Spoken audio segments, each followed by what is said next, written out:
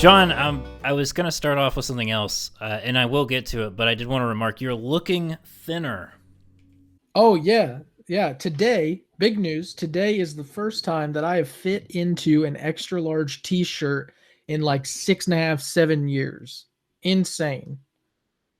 That is a big deal, and I don't think it changes your name to not as Big John, but we're happy for you nonetheless. I don't want anybody changing the name. I see. I told my wife that too. I said I got to be careful. I was trying to establish a brand here. That's a great excuse to get pizza and stuff on that. I'm building the brand. Yeah, The well, brand. that's true. That very true. That was my excuse for a long time. Unfortunately, it can no longer be my excuse. So it's gonna have to be Big John, but just not as Big John. So We'll take it. We'll take it. Well, you and I were talking about this a little bit ago, and I don't know. I bring this up every like 3 months anyway because it still just pissed me off. I wanted to start because I recently it was brought to my attention something about Boy Scouts, and it reminded me of what I think was probably one of the greatest frauds ever. I think perpetrated against me, committed against me. And since this is, 50% my podcast, I can complain about shit that only relates to me, but is at least an entertaining story. John, were you ever in Boy Scouts? nope. I started at the wee cub level, Cub Scouts, all the way up. I'm an Eagle Scout, which is good. And when you're in Boy Scouts, you have to earn merit badges. I think most people probably know that. You go to scout camp sometimes to get, several in 1 week. I went there and I really wanted to do the Wilderness Survival Merit Badge. Sounds fun, right? Survive in the wilderness seems important. Is it easy? No, but I was down for it. I was committed to it. And I will not bury the lead here. I got disqualified from that merit badge. And I'm pissed off about it, and I just had to share this because this is part of therapy. We were tasked with going and spending a night in the woods without like a tent or anything. We had to make a lean-to, which is where you take sticks, you stack them sort of leaning up against a tree. You put some layers of leaves on top of it, lean-to, and you had to make your own fire to cook your own food. Well, we were only allowed like certain things to bring with us, flint and steel, which, if you strike flint against steel, sparks, creates fire. And I was allowed to bring my bug spray. And so, and matches too. I believe we were allowed to have matches. But not like a lot of them. We were allowed to have like 3. And so most people would take the matches, they'd burn them, but they couldn't get the fire lit. They fucked up and they'd have to use the flint and steel, and it was a shit show. Because flint and steel is really hard to use.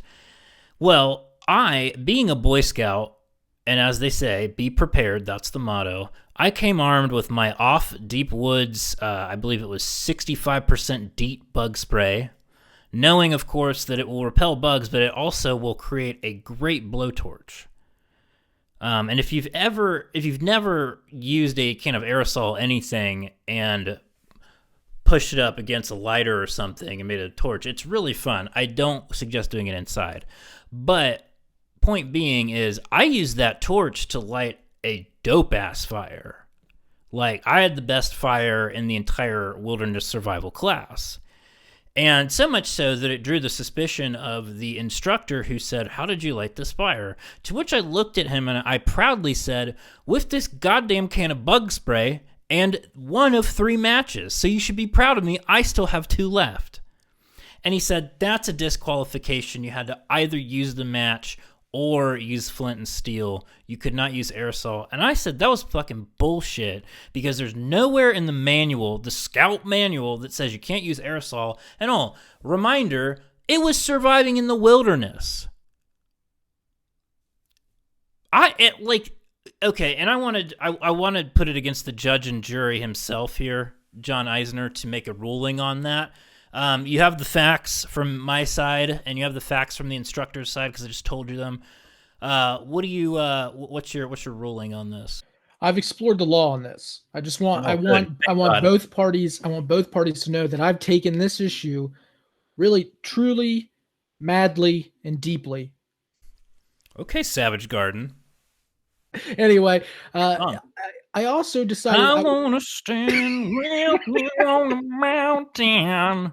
it's beautiful. That's great. I would give you a badge for that. Anyway, That I singing bad. also had to look at cases that resembled this one for past rulings. One of them I looked at, Michael Scott from The Office. Mike Strong precedent there. Strong the, precedent. the precedent is Dwight takes him into the woods and drops him off because that's what Michael wants, but he doesn't leave him. He says he won't interfere. He will let him die, but that doesn't become true because Michael tries to eat mushrooms and he stops him. Okay? I'm burying the lead here. But anyway, he was there to protect Michael. So he did his job. Okay.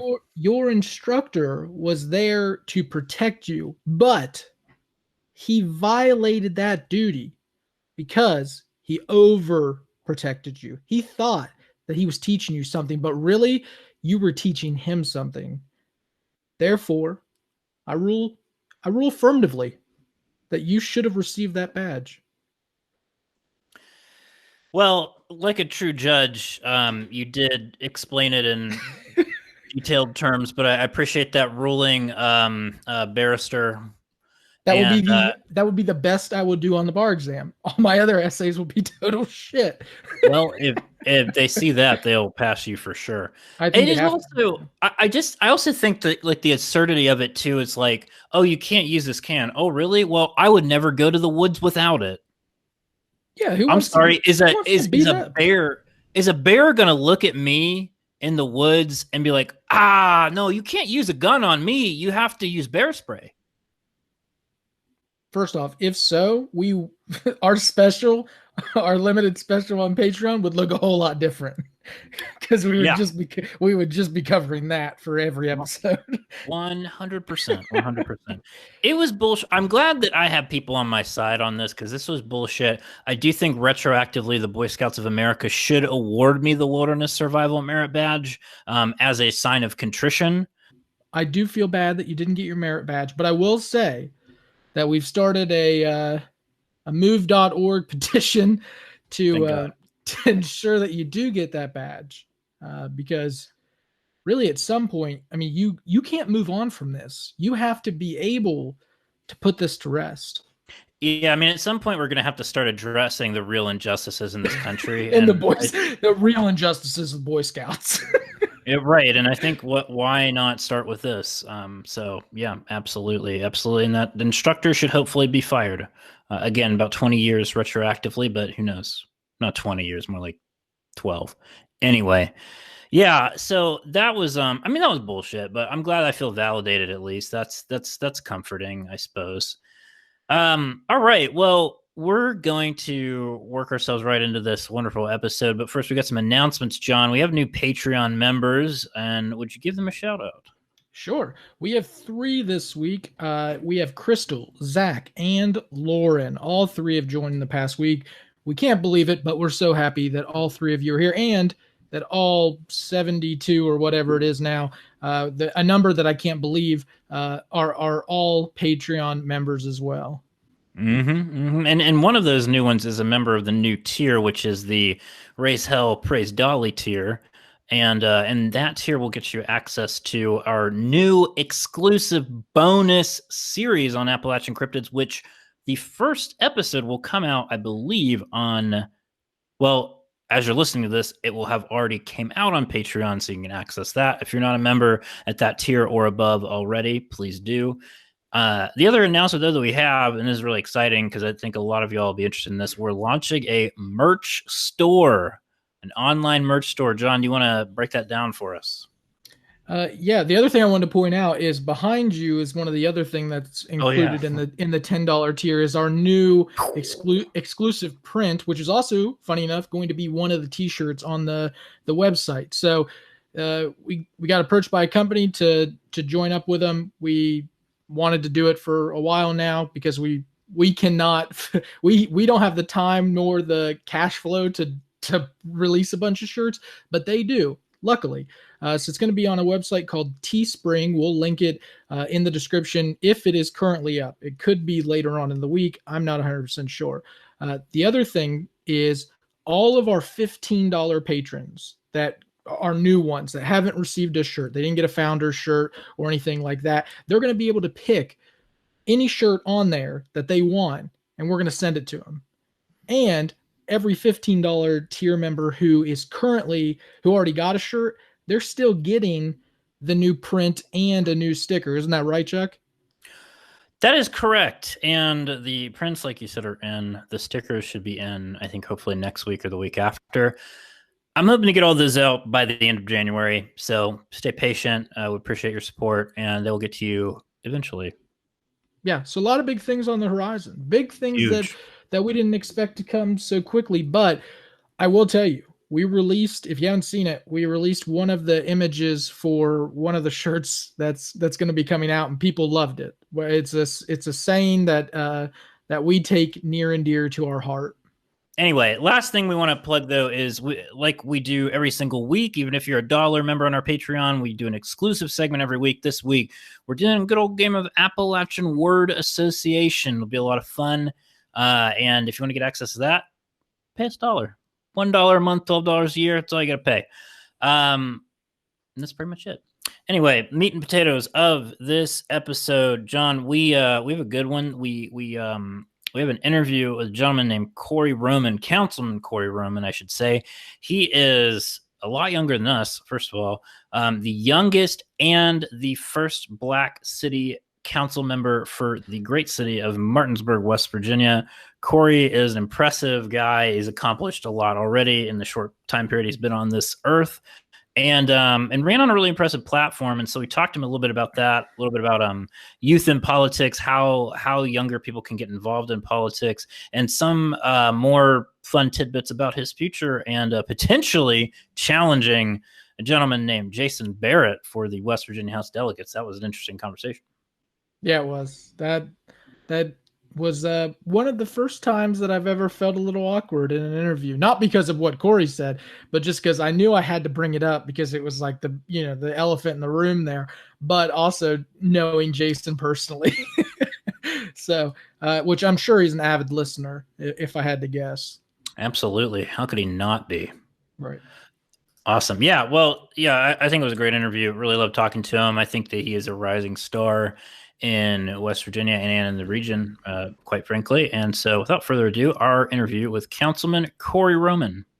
Awesome. Well, Councilman Cory Roman, can I call you Cory? Is that all right? Yeah. Cool. Well, thanks so much for joining us. Really appreciate it. I'm excited to talk to you. I was hoping that maybe you could open us up by just giving our listeners a little bit of background about yourself, and how you came to find yourself as the, I believe, youngest and first Black city councilman for the great city of Martinsburg, West Virginia. Yeah.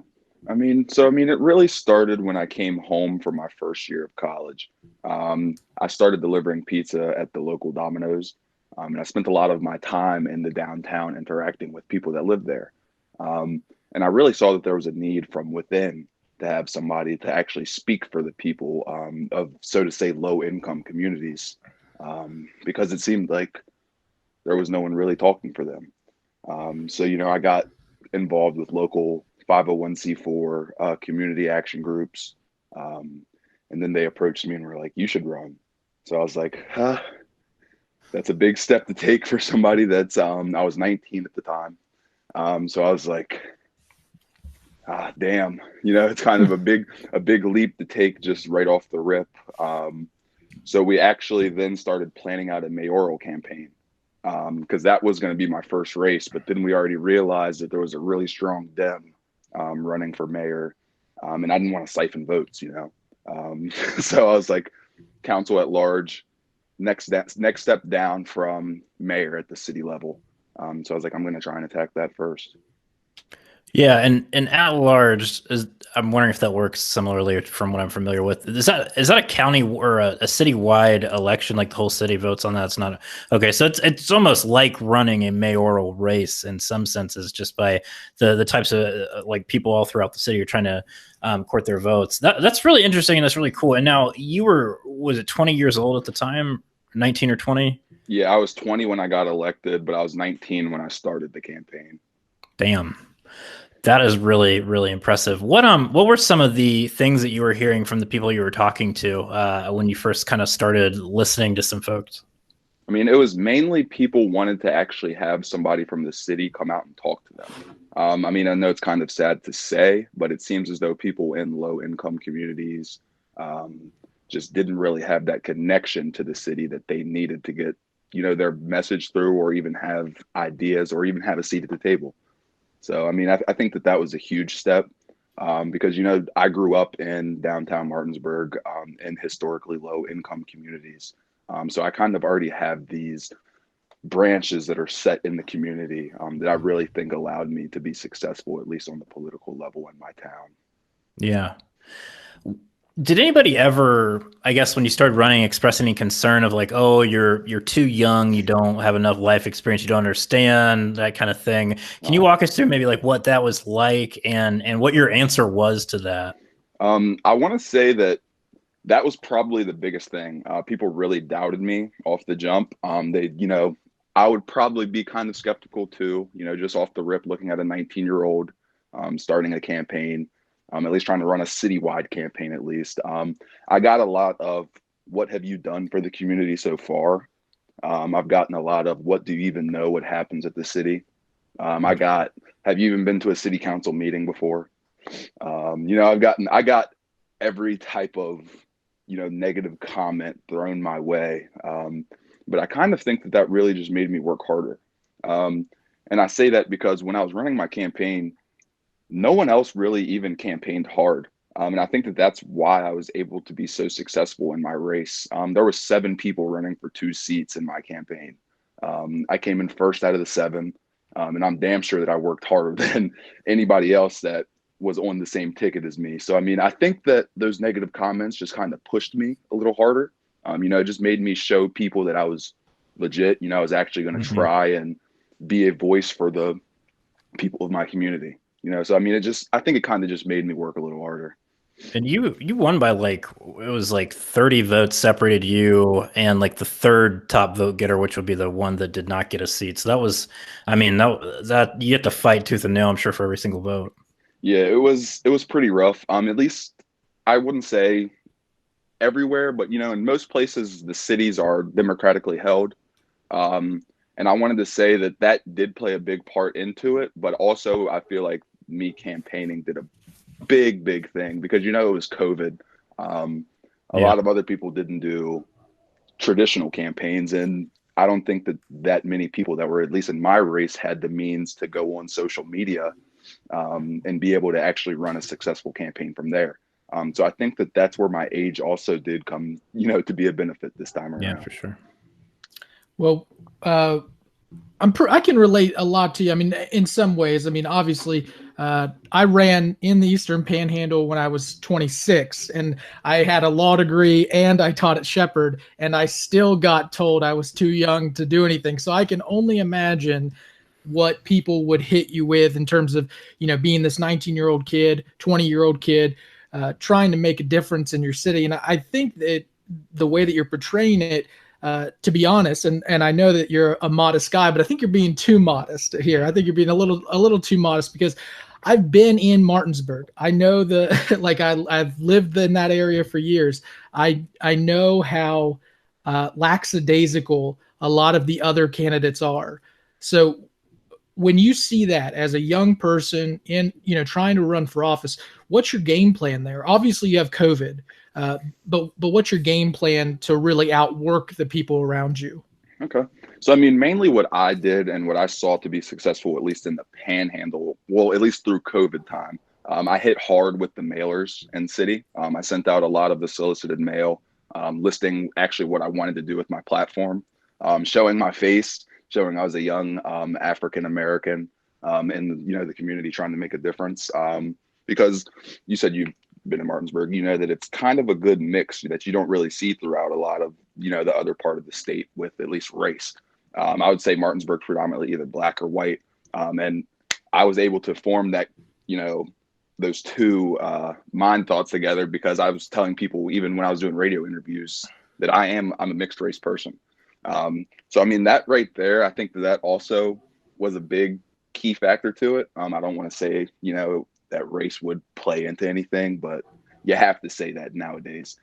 So I believe that and also with what happened this summer through civil rights protests, through a lot of action on the ground, I think that it just created, so to say, the perfect storm, at least so to say, in my race.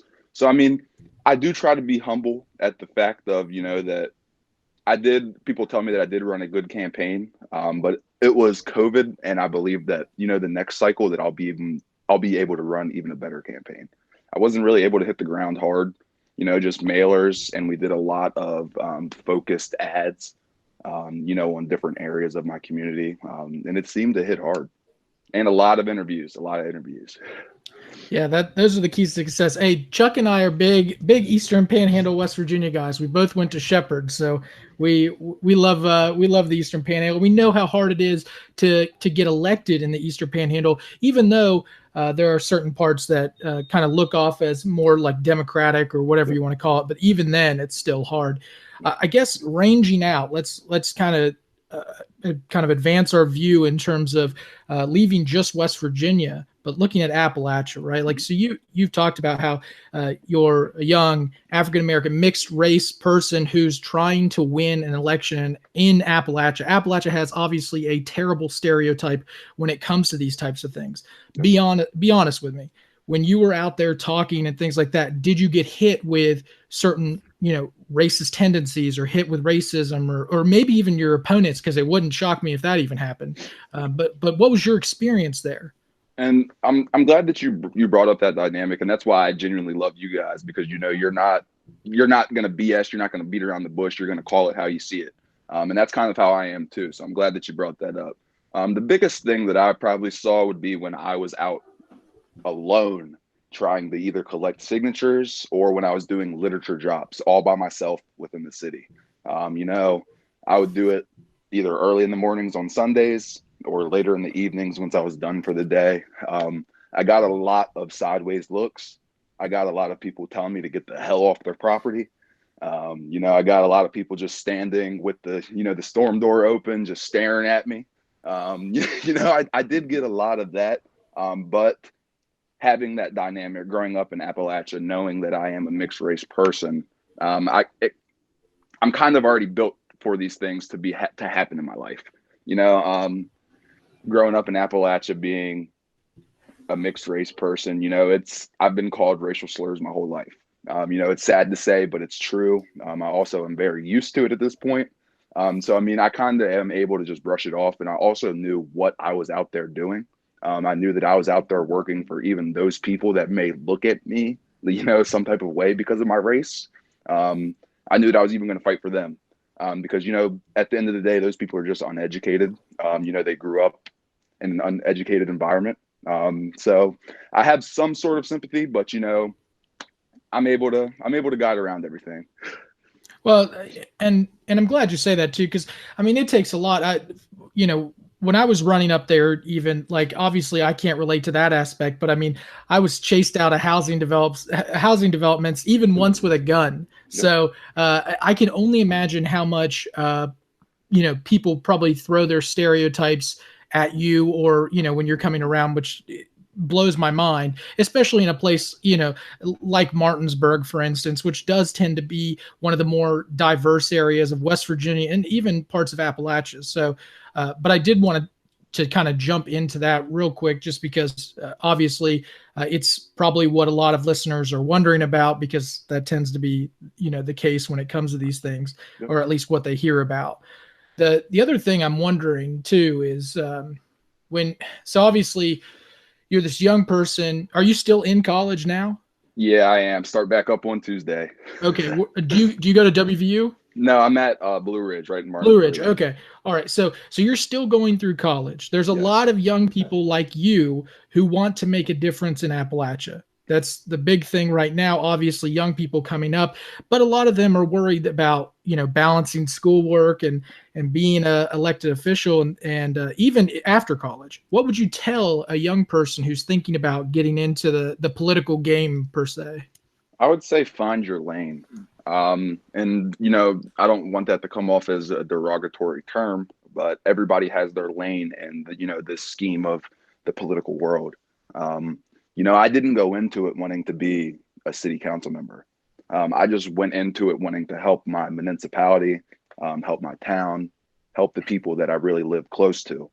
So the big thing that I would say is find some path that you like, whether it's working with a local 501c, whether it's just going to your town or city council meetings and asking the important questions. Donate or volunteer your time to any local group that is looking for it. Don't get yourself overwhelmed. When I first came into the world of politics, I got myself very deep, in involvements with different groups. I think that is a good thing at one time, but on the other hand, it can also get very, very tiring once you're juggling so many different things. So I'd say as a young person, if you're in school, you work, just find your lane and do everything that you can to, better what they want to get done. Chuck, you're on mute. Damn, that happens so often. just like the regular workday there. I've got one more question as it relates to like city council, and then I want to move into the platform that you ran on and the West Virginia Can't Wait movement in general.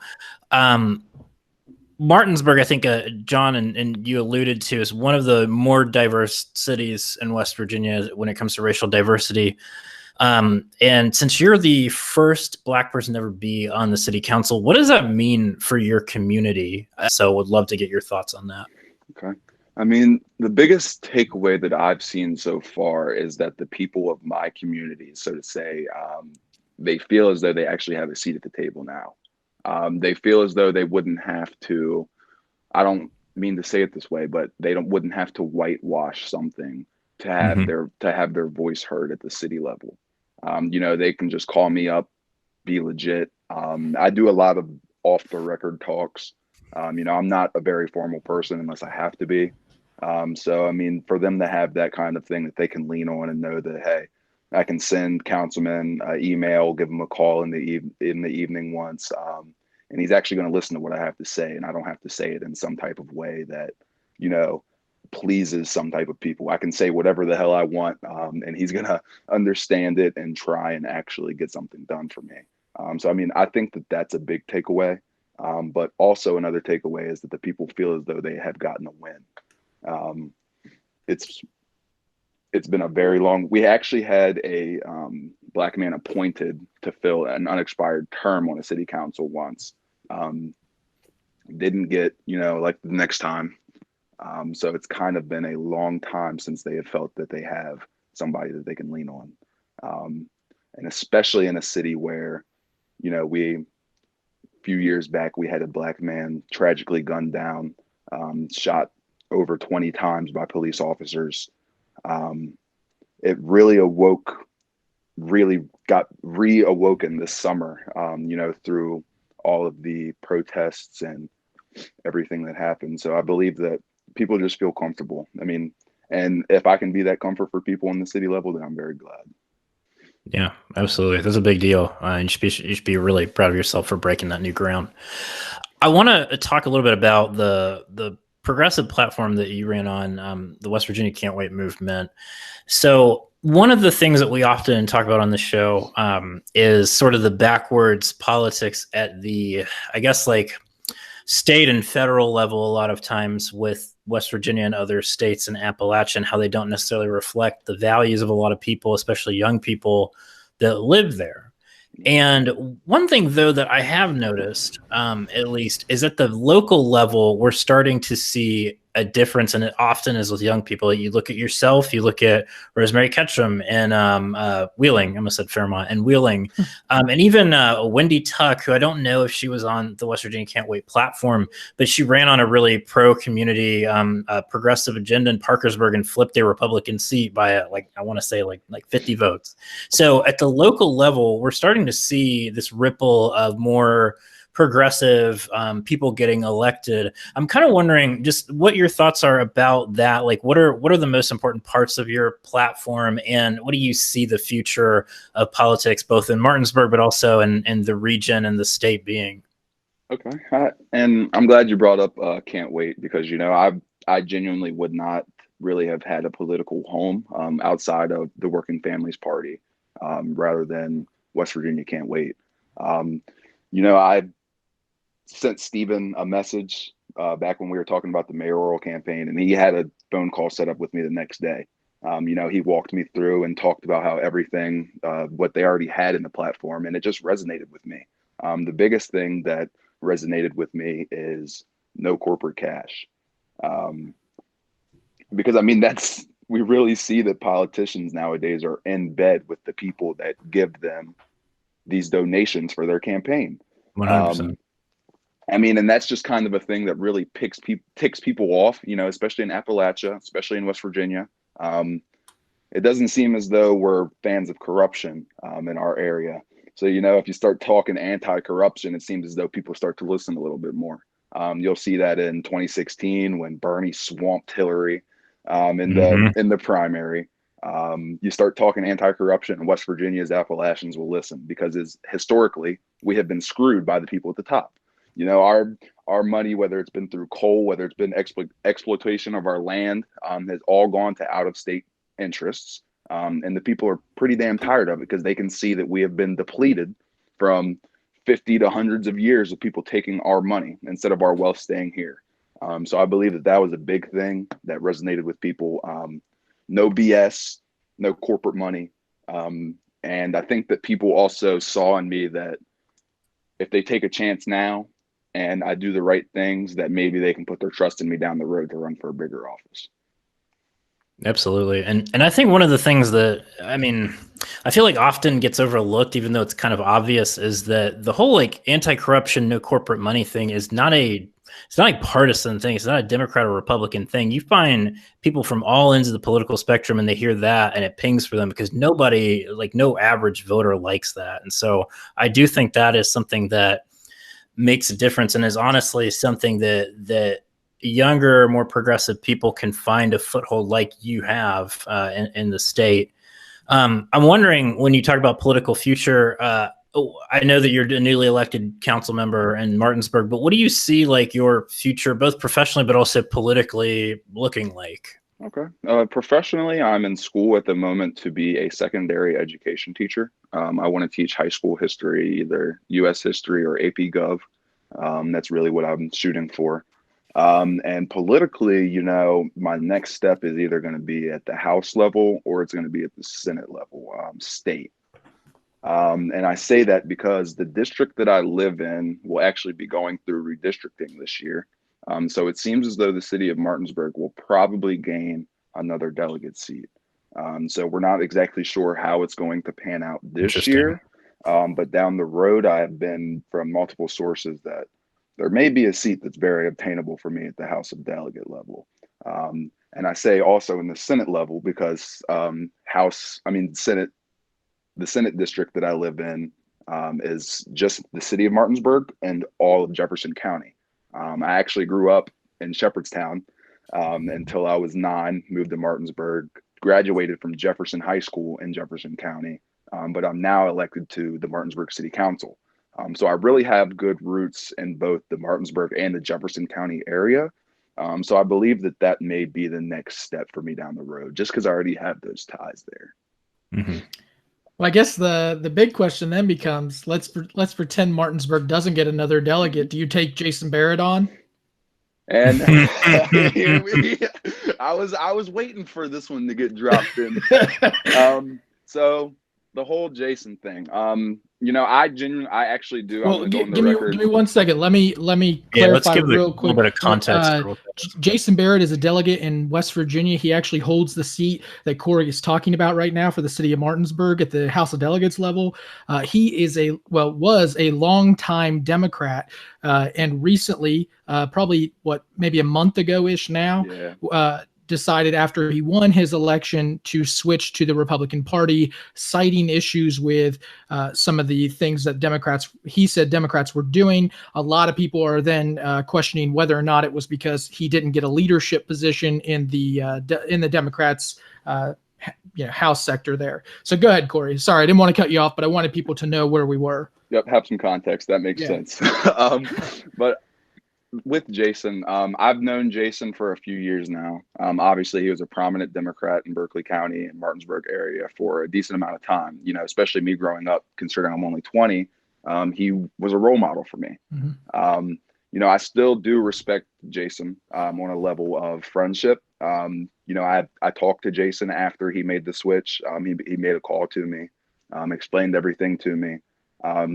And, if you're from this area, you already knew that Jason Barrett was very conservative. You already knew that half the time he was going to vote with Republicans. All the time he was going to vote with the NRA. You knew that for the most part, he was a conservative Dem. So, on that level, I told Jason, I still respect him. But I also made sure that he knew that if it came down the road to where it was me versus him, that I'm not going to, deny that chance to run. So if that does happen, we're going to be battling. That's what it comes down to. We're going to be battling for Martinsburg's House seat. So I'm very open to it, but I'm just going to have to get my guns ready, get my fundraising money ready, because these guys take corporate money. So, to compete with corporate politicians, you really got to hit the ground running. So if it's going to be against Barrett, I got to start a game plan. But don't think we haven't yet. Berkeley County Dems are always ready. Well, trust me, I know. I will clarify that I am personal friends with Jason Barrett, so yep. I am no way dogging him here or anything like that. Yep. I spoke to him I think a couple days ago. So yep. I respect Jason very much. He's a really nice guy who made, I would say, a difficult decision by going over to the Republican side of the House.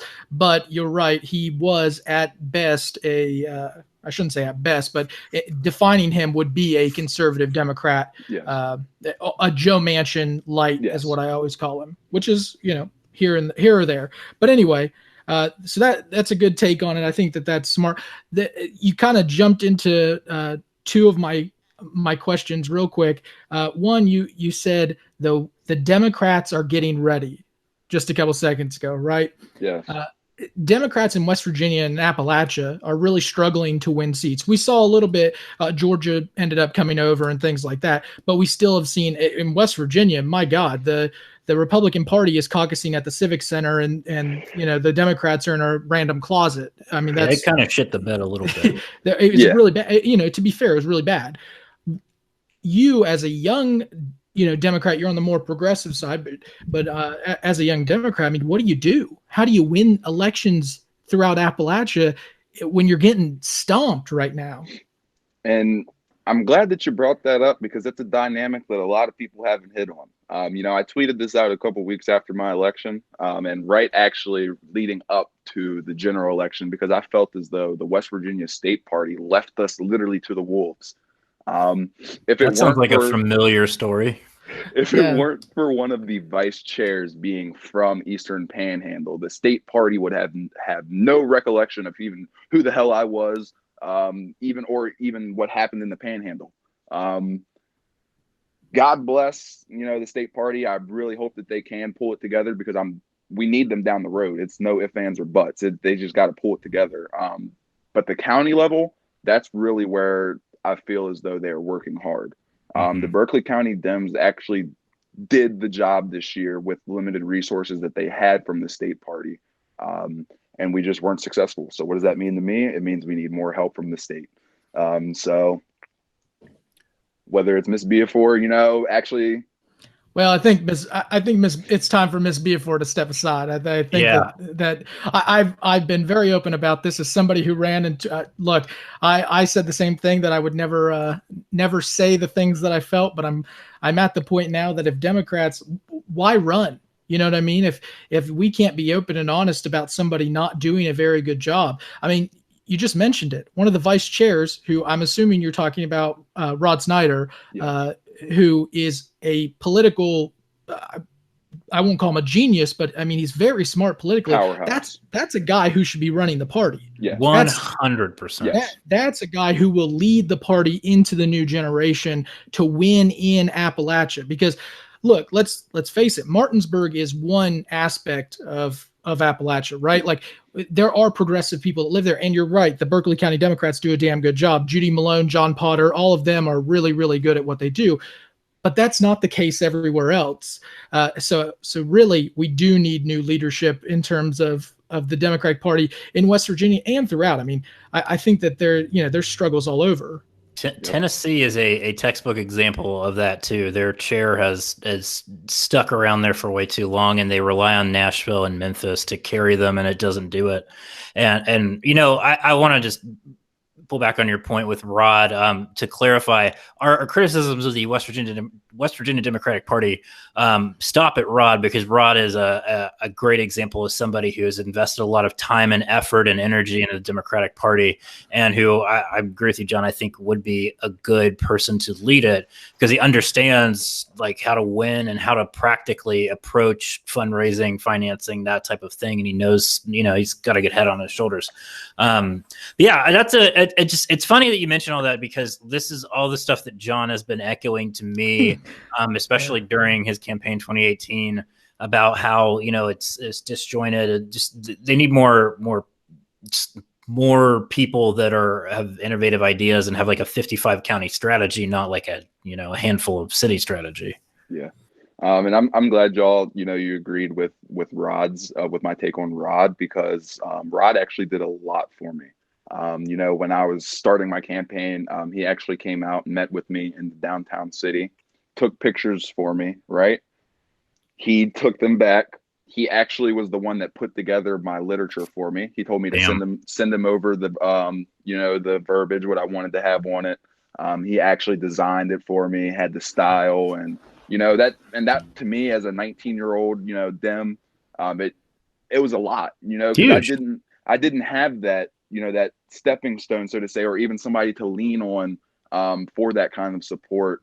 And he really, stepped up, along with, I would say, Ryan Frankenberry from the Working Families Party, and Aaron Hackett, who was a local Eastern Panhandle organizer with the Working Families. It's funny that I guess to clarify, Belinda is a very nice person. I don't want to come off as like she's some really bad person. I just think that there's a time and a place where everybody needs to step to the side and say, okay, somebody else take the reins, and I think it's now, and the place is here. And really, the other thing I wanted to hit on, we talked about West Virginia Can't Wait, right? Mm-hmm. How they're not taking corporate PAC money, how they're talking to the people.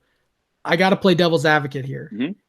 If that works, why did so many lose? That is always my thing. I think the West Virginia Can't Wait platform is great, right? I think Stephen Smith tried to do something that was really next level, right? But it was, to be honest, it wasn't super successful.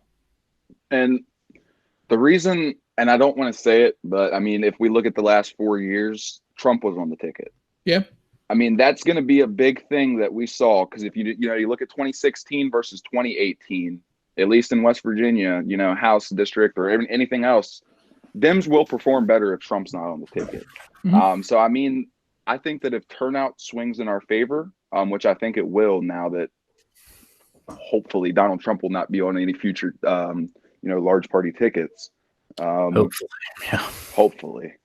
So, I mean, I think that our strategy right now is great. We just have to keep hitting on it. We actually do have, like you had Chuck had talked about before, a 55, county strategy. And I think that it was just really in the fruition of everything. We were just getting started.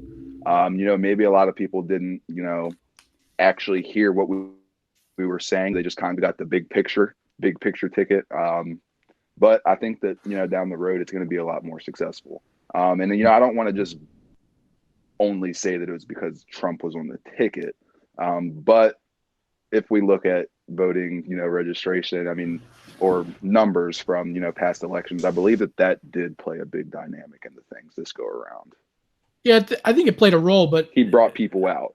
I guess my issue with it is, even in 2018, they struggled when Trump wasn't on the ballot, right? And you had, to be fair, you had the strongest Democrat that you could possibly have, which is Joe Manchin. I know West Virginia Can't Wait didn't line up perfectly with them, but that's really the guy who brings in, down party ballots, and that didn't seem to happen even at the primary level. West Virginia Can't Wait.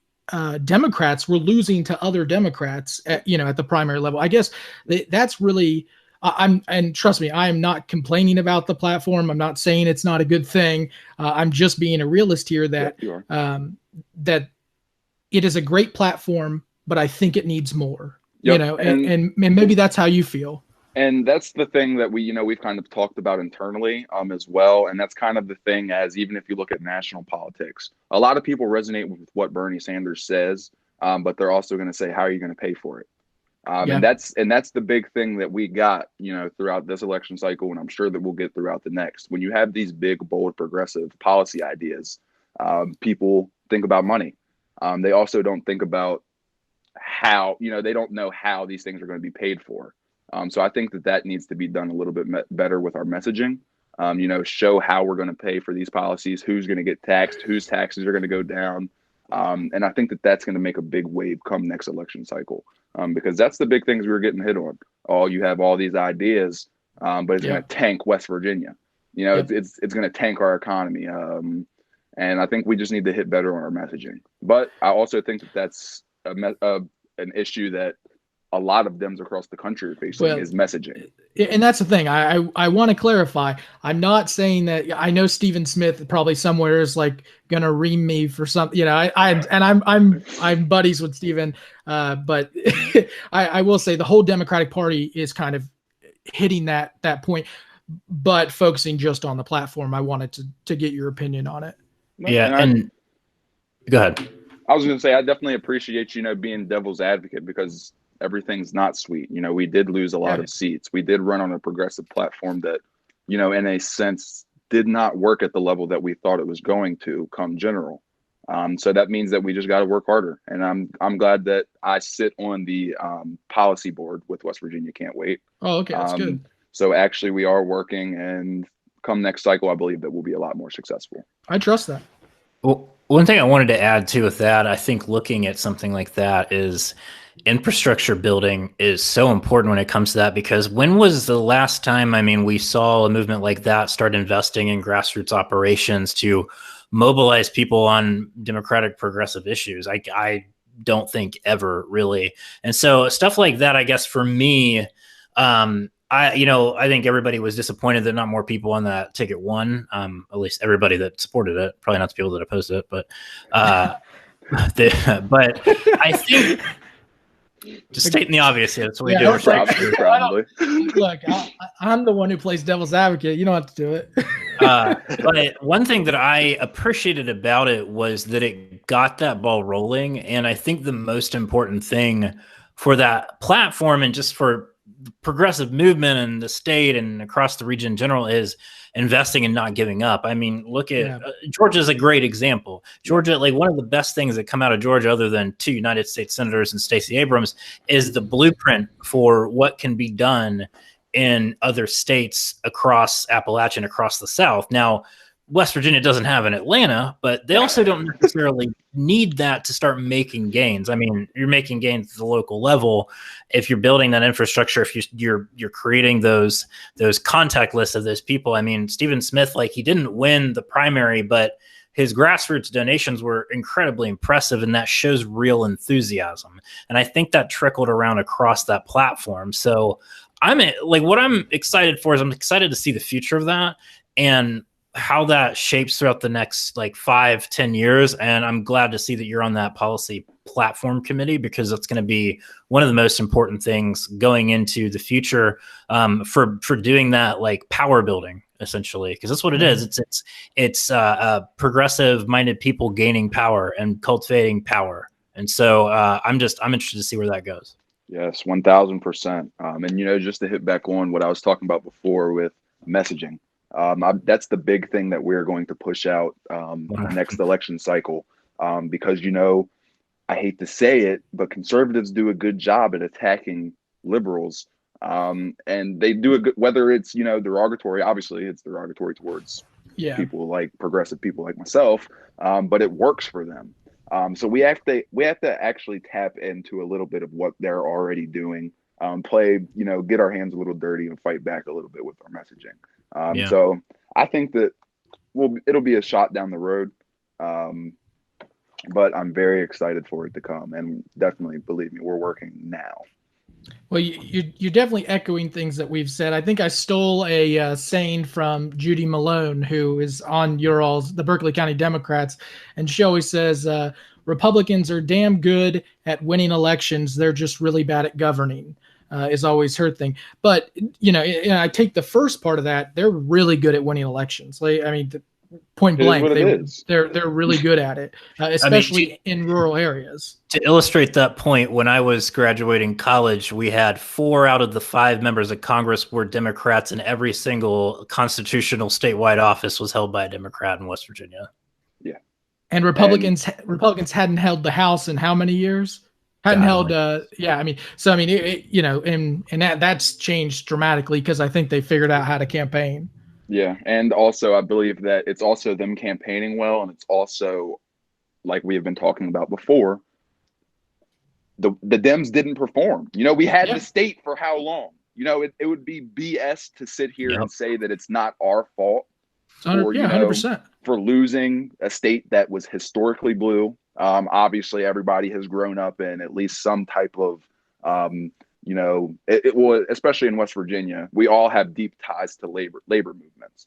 Absolutely. We were historically blue for a reason. And the Dems, I think, took that a little bit, too much, and thought that we were going to have this state forever. So I think that it's both national Dems and state Dems' fault. So I'm glad to point it out, because I love calling out Dems on their BS just as much as I love calling out, Republicans on it. So I just wanted to make that note. Well, that's good. Absolutely. Because if you didn't like that, you would probably want to cut about 6 hours of everything we've ever said on this podcast. So, we love talking about why Democrats lose, because it's pretty easy to say. Yep. But I'll hit you with one last question in terms of wrapping everything together. We've been pretty specific on West Virginia. We've talked a little bit about Appalachia in general, because we have listeners from all over. What do you tell a young person? I know you said stay in your lane type deal, but really in terms of getting the courage to run, to get out there, what's a first step? What's something that they can take that first step? Maybe you had a first step that you can relate to. My first step was going to a Eastern Panhandle Working Families meeting. I really resonated with what the Working Families Party does at a national level. I was very excited to learn that we had a local chapter. So I reached out to the organizer of that chapter, asked if I could come out. Obviously they were, come out, as many people as we can get, let's do it. And when we were just all sitting there at like a round table talking about how, we hate establishment, pretty much that's what it was. We were all sitting there, we hate establishment Dems, we hate establishment Republicans. We want people that are actually going to be in there for progress. And those things kind of just resonated with me, and then you get around people that you get kind of hype mans. That's kind of how it goes. I had Aaron Hackett and I had Ryan Frankenberry looking at me like, dude, if you ran an election like right now, you would win, and it's kind of like having those people around you that can hype you up, find where you're comfortable around the issues that, resonate the most with you in your personal life. Get comfortable. And, if you can take that next step, 1000% do it. Just make sure you have people around you that, care. I think that's I think that's a good one. I think it's a good way to wrap this up too. Cory, we really appreciate you coming on, talking with us. I think really young Appalachians are going to take away from this interview, really understanding what they should be doing, and how they can get involved. So I think a lot of people are going to benefit from what you've said on this interview, and we really do thank you for coming on. No, I definitely Absolutely. appreciate it, guys. I'm a big fan of the pod. Sometimes when I get off work, it's usually not until 6:30, but I'll turn it on, lay in bed, do my little thing on the computer. And I'm just really excited that I got to get on here to talk with you guys. Well, I'm sure you'll be on plenty once you as you rise through the political ladder. So we can't wait to see what you do. But until next time, keep fighting, keep doing what you're doing, and you always got two friends in us at least. Thank you all. God bless y'all. Hey, see you, buddy. Thanks. God bless y'all. Thanks. Bye. All right, that was our interview with Cory Roman. We really appreciate him coming on the show. Look forward to having him back soon. Now, for the pièce de résistance of every episode, the cake topper, if you will, the star on top of the Christmas tree, the bow on top of the pig. Ladies and gentlemen, I made that last one up. I wanted to see if I could get a reaction out of you, but I think you just rolled with it because it sounded right. Well, at some point I was just like, look, this could be something I've never heard of, and I'm not saying it and be looking the dumb. lipstick on the pig, the tie on the beaver, the cummerbund on the camel. Ladies and gentlemen. Aren't I supposed to be like pissed off for this? Yes, but it's also supposed to be sort of the thing that you savor, that you're looking forward to, that really like ties everything together. It can be angrily tied together. Yeah, it allows the world to turn. Yeah, I mean, it's like, I was gonna say gravity, but that's not right. I don't remember what it is. Is it gravity that causes Earth's rotation? I don't fucking know. I slept through science class. Me too. It might be. You know what? It's some shit. Anyway, beef with Big John. All right, what an introduction. I don't know how I could top that, but I know what people are thinking, Chuck. They're thinking John's gonna talk about $15 minimum wage, because that's what John's been talking about on Twitter. I'm not going to talk about it. The one thing I'm going to say about it is, if you oppose it, you have no good reason. It's really just usually very selfish reasons to make yourself if you're opposing it just because you think poor people should be poor, that's a terrible way to live, and a terrible example you're setting for the people around you. And maybe your die at 40 because it's so unhealthy to live that way. Anyway, the thing that I want to talk about real quick during this beef is, I think there's a misconception that Appalachia can't change. That's what's been bugging me this week.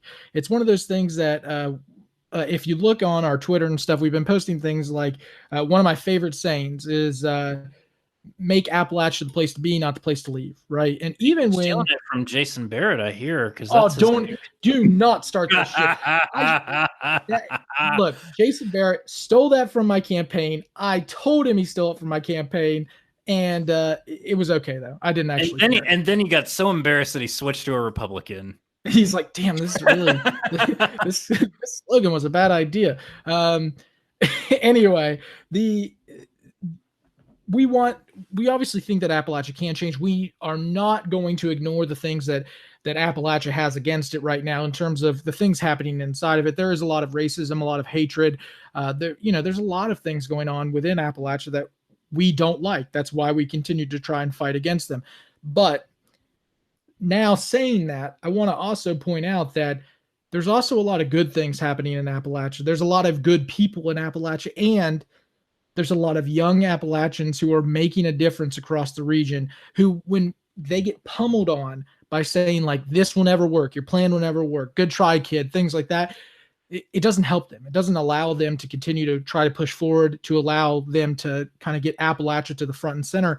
We should be, instead of criticizing these people, we should be pushing them forward. We should be pulling them up. That, it's one of those things that we want Appalachia to change, but we're also the reason Appalachia doesn't change, because we continue to push people down. We got to start rising up to the challenges of Appalachia. I think there are a lot of people doing it, don't get me wrong, but I also think there are a lot of naysayers who continue to push back against change, even though on their like Twitter or their Facebook, they're the ones who are the first ones saying that change needs to happen.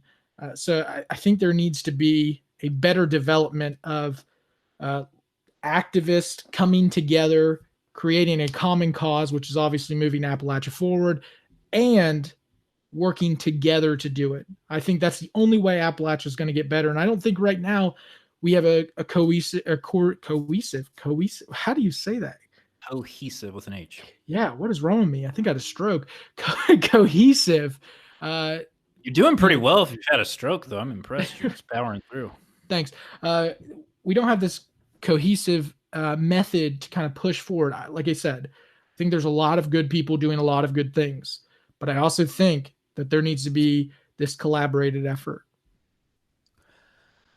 Yeah, I think the issue is that, let me restart. I think the issue with this is actually a similar issue with many other things, which is, I don't know if the term is feedback loop, but it's sort of this falling into this sort of complacency of a feedback loop of like, oh, well, it won't change because it's not changing type of thing, type of mentality. And that's the comfort zone for a lot of people. Like, well, this is just how things are. Why change? Because this is how things are, and changing is hard. And that's kind of a terrible attitude and terrible way to look at things. And it's also just easier to say that too, because people accept that. And I think the first step in changing something is accepting that it can happen. Well, and the reason I brought this up, to be honest with you, is like, there are times on Twitter, like obviously, like we do not pretend to be a minority who's being pushed down. We don't pretend to do that. We don't pretend to be victims, but there are victims in Appalachia. We do know that. But at times, like when we tweet something that's like, that we think is actually pulling Appalachia up, people take it as if we're ignoring the things that are actually happening in Appalachia, but that's not the case. I just think that at times, there are times to criticize everything, but then there are also times where you should push forward. And without that pushing forward, without talking about something good happening in Appalachia, you're never going to develop it. You're also never going to provide a counter narrative. Right. But yeah, we always, we're imperfect. We try not to whitewash things. We try not to sugarcoat things about Appalachia, about where we're from, but we also don't want to just focus all on the negative. We want to try to provide a counter narrative to, reframe things and provide a way forward, as much as we can do with this small platform that we have. But that doesn't inherently mean that we're ignoring every problem and that we're not acknowledging something exists. And honestly, that's the whole point in this beef, is just to say, look, Chuck and I, this podcast, know that there are bad things that happen in Appalachia. We also know that there are bad things that happen all over the country. There are a lot of bad things that happen. There are a lot of bad things that happen to a lot of good people. We're not ignoring that. We're not saying it doesn't happen. What we are saying is that we can express knowing that, and we can express ideas to change, but we also have to kind of pivot at some point and say, this is why at least something's working. Because if we're over here talking about the negative, that just means nothing's working. And if nothing's working, then all hope is lost for Appalachia. And that's not true. That's not the way it should be. And that's not the way it is. So I think really the purpose of this entire beef is really not even a beef at all. It's just to say there can be an understanding of issues in Appalachia while also being able to praise people who are trying to make a difference. All right. Cool. Well, that was our episode for this week. Again, thank you all for listening. Join us on all the social medias. Join our Patreon. Join our Discord. I feel like I never plugged the Discord. We need to do that. Join our Discord. If the link doesn't work, let us know, and we will send you a new one. Otherwise, we'll be back next week with another slammin' jammin' episode of Appodlachia. Good night.